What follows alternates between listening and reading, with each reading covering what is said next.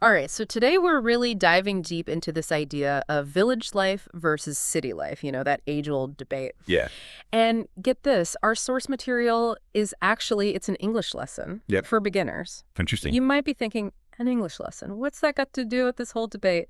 But trust me, this isn't some boring vocabulary drill. Right. This simple video, I think it reveals a lot about how we view these two worlds. Yeah, it's amazing how real life scenarios can be so effective for language learning. I mean, think about it. Yeah. This video uses this debate, right? This village versus city debate to help learners connect with the language, but on like a much deeper level, I think. Totally. Yeah. It's like they're getting a dose of almost like life philosophy at the same time they're learning English. Yeah. One thing I noticed, the speaker in the video, they say at one point that they personally prefer village life because it's, more peaceful and closer to nature.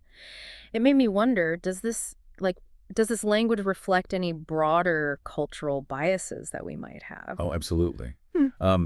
Even a statement that seems simple like that, it can still reveal like a lot about cultural perspectives, right? I Wow. mean, the idea that villages are inherently peaceful and cities are, I don't know, somehow disconnected from nature. Right. It has a pretty common perception and often influences, how we talk about these environments. It's so true. And it makes you think, how much do these perceptions actually shape our choices?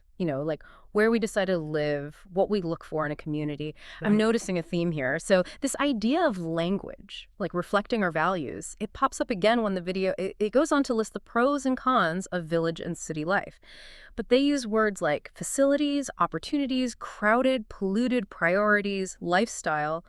It's like each word choice just further paints this picture of these two very different lifestyles. Yeah, it's interesting how those specific words, right, they kind of carry certain, I don't know, connotations with them. Like when you say facilities and opportunities, those often have like a positive connotation, right? Hinting at, convenience and progress. But then you contrast that with crowded and polluted, and those evoke, more negative feelings, right? You think about discomfort, maybe even danger. And it's not even just about positive or negative. Words like priorities and lifestyle, I think those really highlight the individual nature of this whole decision. There's no right or wrong answer, is there? Exactly. It's about what matters to you. Right. And that's where this pros and cons approach in language learning, that can be really effective, I think. Yeah. Because it encourages learners to, consider the different perspectives and to kind of develop their own opinions about it all. It's almost like they're saying, we're not here to tell you what to think. We're here to give you the vocabulary to have your own debate about it. Exactly. Speaking of debates, get this. The video then completely switches gears. And it jumps into a conversation about getting a pet. Oh, wow. Okay. Yeah. Out of nowhere. So that might seem like a random jump. But, introducing a variety of these everyday situations is actually pretty common in language learning, So it's about giving learners a taste of all these different scenarios they might encounter, in real life. Yeah. It's like you never know what you're going to get. Exactly. And it keeps things, interesting, right? Right. But this sudden shift, it got me thinking, is there maybe a deeper connection between choosing a pet and this village versus city debate that we were just talking about? Because they both kind of involve weighing pros and cons, right? You're considering your lifestyle and then ultimately making a decision based on your own personal values. You're right. You're onto something, I think. Because whether it's deciding where to live or if you want to share your life with a pet or not, it's really all about figuring out what matters most to you and how those choices that you make kind of align with your overall goals and values. I think you're right. It's amazing how this English lesson, it sparks all these connections for us. Yeah. And speaking of connections, in the pet conversation, they use phrases like, a lot of work and responsibility, allergies or other health issues, great companions, reduce stress, Right. mess and potential damage, proper training, well-behaved. Yeah. It seems like these are pretty universal concerns, right, when it comes to pet ownership. Absolutely. And learning these phrases, it kind of equips English learners to actually engage in those conversations about pets. Because you'd be surprised. It's a surprisingly common topic, that comes up You're right. in everyday life. Whether it's sharing stories about our own pets or just, understanding what people are talking about. Yeah, for sure. This vocabulary comes in handy, I think, more often than you might think.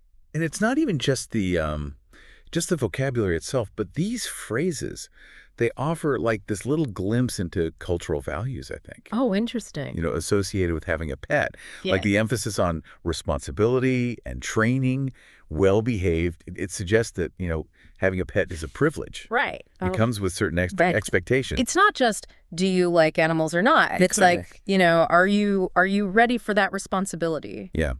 And those responsibilities often tie back to our earlier discussion about, village versus city life. Oh, interesting. Right. Because having a pet in like a crowded city, it might present different challenges, different considerations compared to having a pet, maybe in a more rural environment. Right. That's so true. Like even just thinking about space, noise levels, access to parks, walking areas, those are all things you have to think about.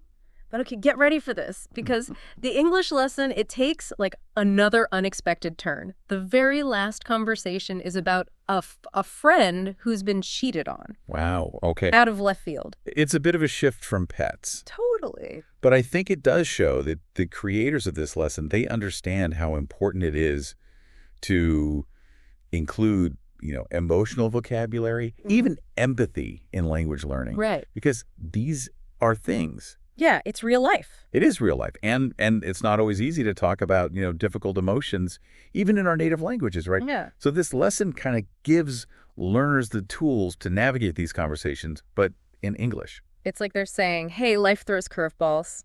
And sometimes you're going to have to talk about the tough stuff, too. And this lesson isn't just about, perfect grammar or anything. It's about how do you deal with, like, the messiness of human relationships. It really is. Yeah. And that's a valuable lesson no matter what language you speak.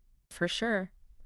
It's really amazing how much we were able to unpack from just a simple English lesson. I know, right? It really just reminds us that language is so much more than just, like, grammar rules and vocabulary words. It's really a reflection of, like, our values, our perspectives, like you were saying, and just how we see the world. It is. And I think this whole experience has me wanting to, like, pay more attention to those subtle messages that we've been talking about. Yeah. Like even in everyday language, even topics I thought, oh yeah, I know all about that. But right, exactly. you dig a little deeper and there's always something new to discover. Always, yeah.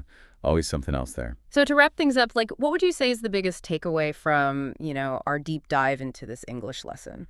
I think the biggest takeaway for me is, remembering that language is so much more than just a tool to communicate. Yeah. It's really a lens that we use to view the world. It reflects our values. It connects us with other cultures. It does. It's like that common thread, isn't it? It is. It is. That connects us all. Yeah. Well, this was awesome. I love, finding these little hidden gems, these unexpected places, and realizing, wow, there's so much more here than meets the eye. Absolutely. Couldn't agree more. Well, that's it for our deep dive today. Yeah. Thanks for having me. This was so fun. Thanks for joining us, everyone. And until next time.